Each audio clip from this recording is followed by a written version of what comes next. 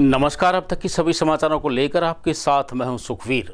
आप देख रहे हैं आपका अपना चैनल भिवानी हलचल। सबसे पहले एक नजर आज की न्यूज हेडलाइंस पर। एक पौधा मां के नाम अभियान के तहत भिवानी में लगेंगे 10,000 पौधे। सामाजिक संस्थाओं के सहयोग से 2 नेत्रहीन बंधे प्रणव सूत्र में।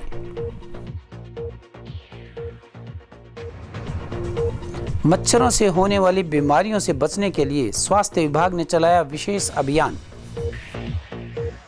अब खबरें विस्तार से। मानव द्वारा अपनी स्वार्थ पूर्ति के लिए पेड़ों की अंधाधुंध कटाई ने पर्यावरण को बुरी तरह से प्रभावित किया है। परिणाम स्वरूप असंतुलित पर्यावरण का दुष्प्रभाव न केवल मनुष्य बल्कि पशु पक्षियों को भी भुगतना पड़ रहा है। जिला प्रशासन द्वारा 4 लाख पौधे रोपित करने का लक्ष्य रखा गया है।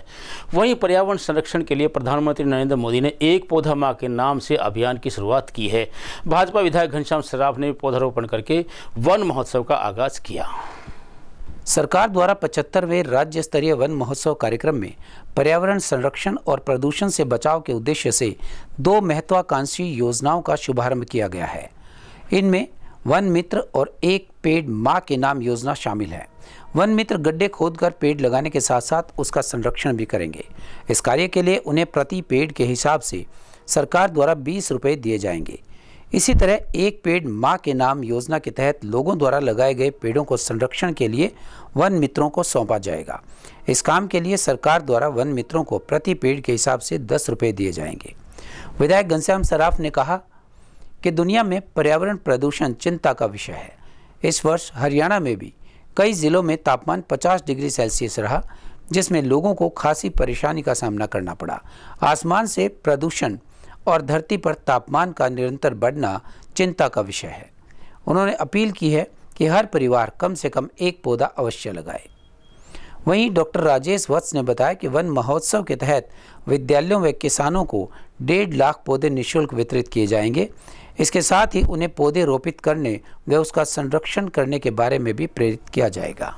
ये कार्यक्रम करनाल से माननीय मुख्यमंत्री नायब सैनी जी ने इस वन महोत्सव के अभियान की शुरुआत की है और मोदी जी ने एक आह्वान किया है कि एक पौधा मां के नाम। तो हमने यहाँ भिवानी में भी वन महोत्सव एक अच्छे रूप से मनाया है। हजारों की संख्या में यहाँ पौधे लगे हैं और मैं ये आह्वान करना चाहता हूँ कि पीछे कोरोना काल में ऑक्सीजन के बगैर अनेक मौतें हुई हैं। वे मौतें अब आगे न बढ़े, उनका सिलसिला हम सबको ऑक्सीजन देने का काम पूर्ण रूप से करें, ये हमारा पूरा प्रयास है। आज भिवानी में और जैनियों की छतरी के पीछे इस कार्यक्रम की शुरुआत की है और हम ये मानते हैं कि जैसे 2.5 एकड़ ज़मीन पे 10,000 पौधे लगेंगे, तो हम ये मानते हैं कि हम इसमें से 10 एकड़ ज़मीन वन महोत्सव करने के लिए, वन लगाने के लिए हमारे इनको ज़मीन आवंटित की जाए, जिससे पौधों की संख्या और बढ़ जाए और भिवानी का प्रत्येक नागरिक सुरक्षित हो, इसके लिए हमारा प्रयास। उसे अपील करता हूँ कि एक पौधा अपनी माँ के नाम से लगाएं, जिससे पूरे हरियाणा का वातावरण। देखिए, ये सरकार की मुहिम है और हमारा पौधारोपण सीजन शुरू हो गया है। इस कड़ी में आज हमने यहाँ 10,000 पौधे हमारे माननीय विधायक जी के हाथों से शुरुआत करवाई है और ये हमारा कार्य कोशिश करेंगे आज शाम तक संपन्न हो जाए, नहीं कल दोपहर तक संपन्न हो जाएगा। ज़िले के अंदर लगभग हमारे यहाँ 4 लाख पौधे लगेंगे, उसमें से 2 लाख पौधे जो हैं वो किसानों के खेतों में लगेंगे और इसके अलावा जो पंचायत की ज़मीनें हैं, स्कूल हैं, कॉलेजेस हैं, यूनिवर्सिटी हैं, हॉस्पिटल्स हैं, सरकारी संस्थान हैं दूसरे, उनमें हम ये पौधे लगाएंगे। देखिए, बड़े पौधे लगभग हमने 2 लाख पौधों का लक्ष्य रखा है। इसके अतिरिक्त बाकी जो पौधे हैं वो छोटे पौधे लगेंगे और हम विद्यालयों में भी और आम किसानों के लिए भी मुफ्त में भी पौधे वितरित कर रहे हैं। वो काम शुरू हो चुका है। इसमें इस कड़ी में लगभग हम 1.5 लाख जो पौधे हैं वो दृष्टिबाधित दिव्यांग सशक्तिकरण संस्था द्वारा नेत्रहीन विवाह उत्सव का आयोजन करके 2 नेत्रहीनों को परिणय सूत्र में बांधा गया। संस्था के संचालक लालचंद यादव ने कहा कि उनकी संस्था द्वारा अनेक दृष्टिहीन युवक युवतियों की शादियां करवाकर उन्हें रोजगार भी उपलब्ध करवाया गया है। दृष्टिबाधित दिव्यांग सशक्तिकरण संस्था द्वारा नेत्रहीन विवाह उत्सव में बोलते हुए दृष्टिहीन लोगों को शिक्षा दीक्षा दे रहे एवं दृष्टिबाधित दिव्यांग सशक्तिकरण संस्था के संचालक लालचंद यादव ने कहा कि इस विद्यालय के माध्यम से अब तक काफ़ी शादियां करवा चुके हैं तथा दृष्टिहीनों को रोजगार भी उपलब्ध करवा रहे हैं। विवाह उत्सव में सभी व्यवस्थाएं की गई। उन्होंने कहा कि उनके पास उनका अपना भवन नहीं है, वह किराए पर दृष्टिहीनों के लिए इस प्रकार की सेवाएं जारी रखे हुए हैं। यदि सरकार व प्रशासन या नगर परिषद उनको एक ज़मीन का टुकड़ा उपलब्ध करवा दे तो वे दृष्टिहीनों के लिए अच्छा शिक्षण संस्थान चला सकते हैं। वहीं दृष्टिहीन भूपेंद्र और बिमला ने कहा कि आज उनकी शादी हुई है जिससे वे काफ़ी खुश हैं। उन्होंने कहा कि उन्होंने बिना दहेज की शादी की है। दहेज न तो लेना चाहिए और न ही देना चाहिए। यह समाज के लिए सबसे छोटी बात है, इसीलिए हमें इस बुराई से सदैव दूर रहना चाहिए। कितनी खुशी है, आज शादी हुई है, आप एक आज प्रणव सूत्र में बंधे हैं, क्या मैसेज देंगे? बहुत खुशी है, थोड़ी खुशी है जी। भूपेंद्र, बहुत खुशी है मेरे को। सारे परिवार खुश, बेटियों के लिए, महिलाओं के लिए, तो जी सभी के लिए मैं चाहता हूँ अपना जैसे भी मेरे को मिली है मैं इसको दोनों का हमारा जीवन सफल हो जाए। नहीं, ये गलत बात है कि जो भी ये कर रहे हैं, ना तो लेना चाहिए ना देना चाहिए। सर मुझे बहुत खुशी है, मेरे शादी में बहुत खुशी है, मैं आप लोग का आशीर्वाद है, मैं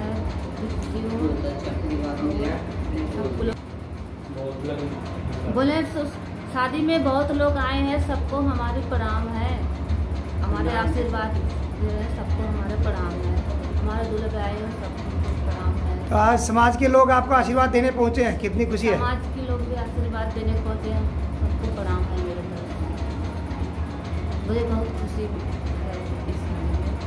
प्रमुख लोग इस कार्यक्रम में आ रहे हैं और जो बच्चे हैं दृष्टिबाधित उनको एक युगल के रूप में हम यहाँ से विदा करेंगे, क्योंकि ऐसे बच्चे जो आगे चल के इनमें एक गुण ज़्यादा होता है, जो गुण के माध्यम से ये बच्चे अपना विकास करते हैं और समाज को भी एक दिशा देने का काम करते हैं। इनका समन्वय एक बहुत बड़ी क्रांति को लाने जा रहा है। इसके लिए कन्यादान के माध्यम से या इनका खाने के माध्यम से पूरी शादी करने के माध्यम से जिस प्रकार से हमारे लोग लगे हैं, मैं उन सबका हृदय से आभार करता हूं और जो लोग इस कार्यक्रम में पधारे हैं उनका मान सम्मान। पहले संस्था के बारे में बता दूं। हाँ निश्चित रूप मैं संस्था के बारे में बता दूं। पहले दृष्टि बाधित दिव्यांग सशक्तिकरण संस्था ये तीसरी शादी कर रहा है। इस हम 2022 में कर चुके हैं। इन शादियों को सफल बनाने में हमारी संस्था के सेक्रेटरी श्रीमान राम अवतार गुप्ता जी और हमारे सह सचिव श्रीमान मामन चंद जी, संस्था के प्रधान सीताराम सराफ जी, उप प्रधान श्री दीपक चंद जी अग्रवाल जी और मैं संस्थापक एवं संचालक। यह संस्था 15 नवंबर 2019 को स्टार्ट की गई और इस संस्था के माध्यम से अब तक कुछ नेत्रहीन सरकारी जॉब भी पा चुके हैं।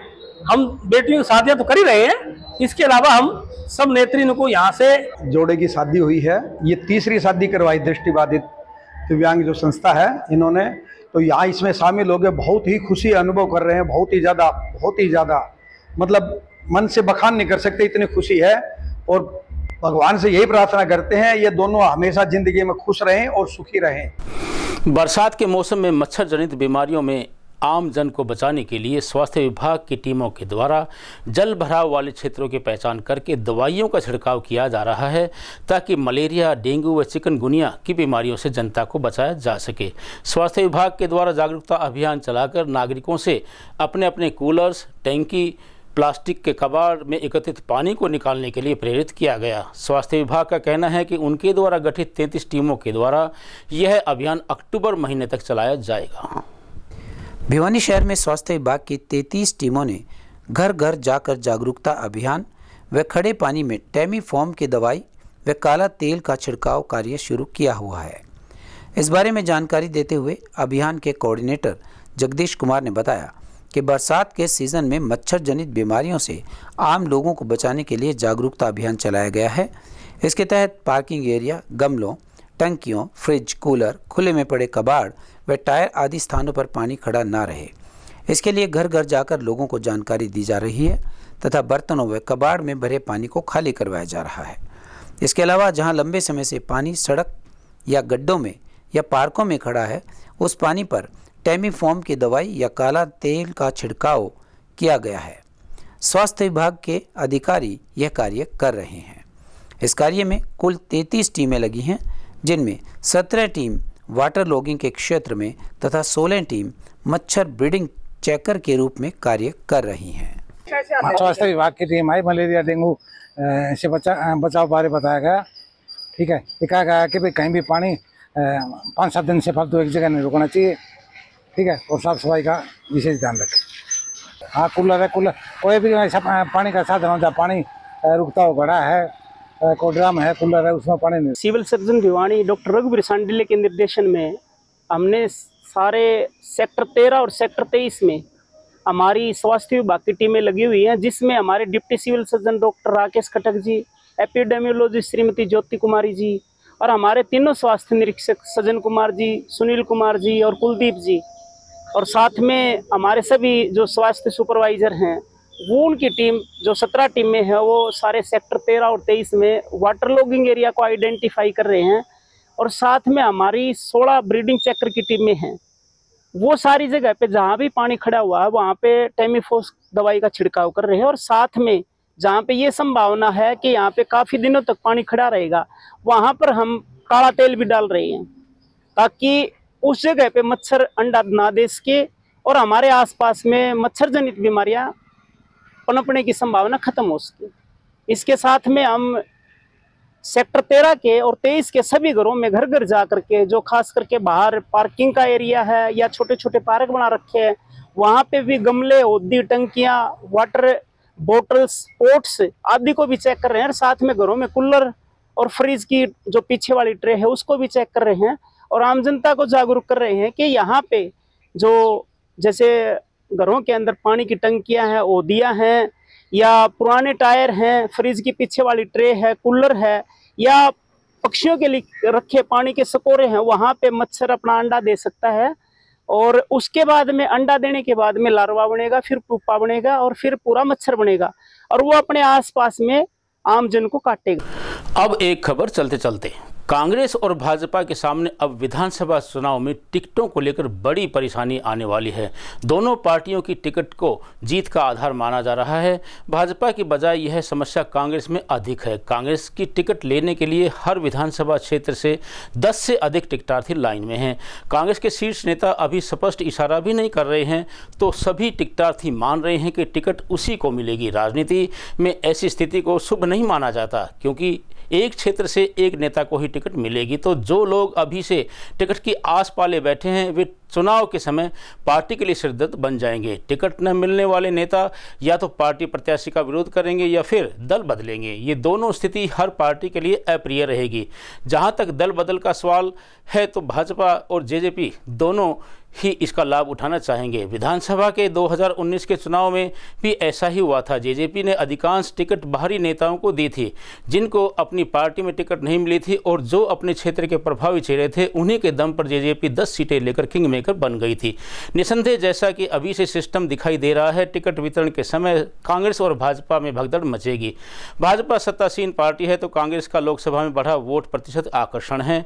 दूसरी ओर इनेलो और जेजेपी और आप 90 विधानसभा क्षेत्र क्षेत्रों में जिताऊ चेहरे तलाश रही है। इनेलो, जेजेपी और आपके पास चेहरों का अभाव है। इन तीनों पार्टियों की नज़र अब कांग्रेस और भाजपा के बागियों पर रहेगी। अभय चौटाला ने तो हिसार में उन नेताओं को ऑफर भी दे दिए हैं जो कांग्रेस और भाजपा से असंतुष्ट है। दूसरी ओर कांग्रेस ने अभी से यह पेशकश शुरू कर दी है कि जिन लोगों को टिकट नहीं मिलेगी, कांग्रेस की सरकार आने पर उनका पूरा ख्याल रखा जाएगा। और अंत में फिर से एक नज़र आज की न्यूज़ हेडलाइंस पर। एक पौधा मां के नाम अभियान के तहत भिवानी में लगेंगे 10,000 पौधे। सामाजिक संस्थाओं के सहयोग से 2 नेत्रहीन बंधे प्रणव सूत्र में।